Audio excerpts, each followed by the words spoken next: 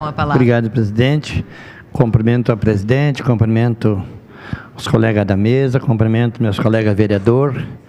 Quero cumprimentar você que está nos assistindo através da TV Câmara.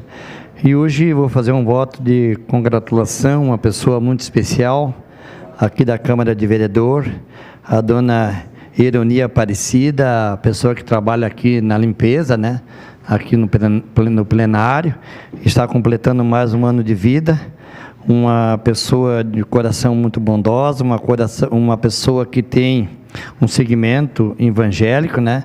E as pessoas que têm esse segmento evangélico, essa doutrina evangélica, são umas pessoas queridas, umas pessoas que aproximam os outros, têm muita áurea e muita força.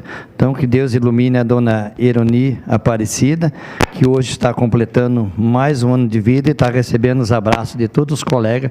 E eu, como sou uma pessoa que gosto muito dessas pessoas humildes, também estou enviando o meu abraço, o meu carinho para essa pessoa, que Deus ilumine muito ela nessa vida de trabalhador aqui de Caxias do Sul. Obrigado, presidente. Obrigada, vereador. Sem mais inscrições.